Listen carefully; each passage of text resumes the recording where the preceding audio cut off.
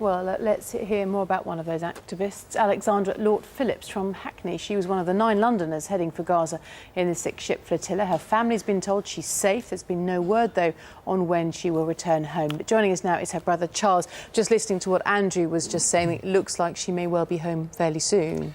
Well, we hope so. It was quite a long wait to hear the news that she was actually in Beersheba prison. I mean, I first discovered it on Facebook, but I appreciate they had a very difficult task to try and find out where everybody was. So I'm not criticising the Foreign Office, that openly about that. But yeah, we're just waiting now to hear what the timescale is, when she'll be back, and when we can go and pick her up and chain her to the house. Chain her to the house because presumably you don't want to be going off on these sorts of aid convoys again. I wouldn't go that far. My sister is someone who is passionate about doing something to right what she perceives as a wrong, and it's not something that we've always agreed on. We've had very sort of strong conversations about this.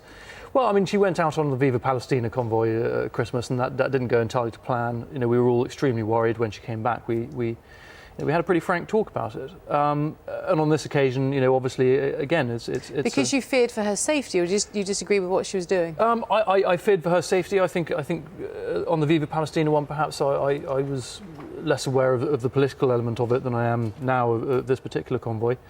I mean, the other fact is, as a lot of the papers have been saying, the Israelis have been saying there were a lot of sort of extremists and terrorists. Well, I was going to say, looking at some of the pictures today, there's a photograph here that Israel has produced of what they say are knives and unexploded devices that were found on the so-called peace ships. I mean, how would you describe your sister? Is she an activist? Who's she affiliated with?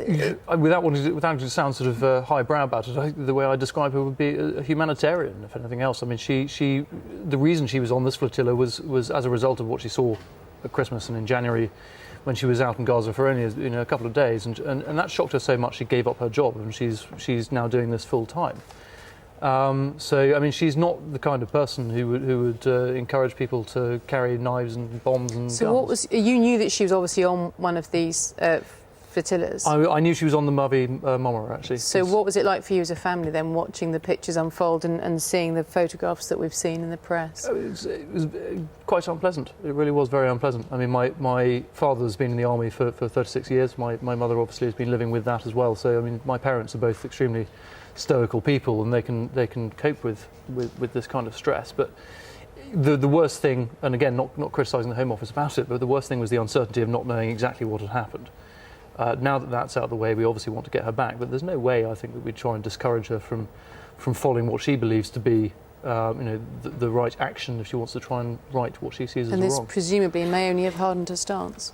Well, I think she'll be quite shocked by it, but I would imagine she'll pick herself up, and she'll want to prove that the blockade is wrong, that it can be broken, and that people do still need help. I mean, despite all of this, there's still a tremendous shortage of essentials out there. So.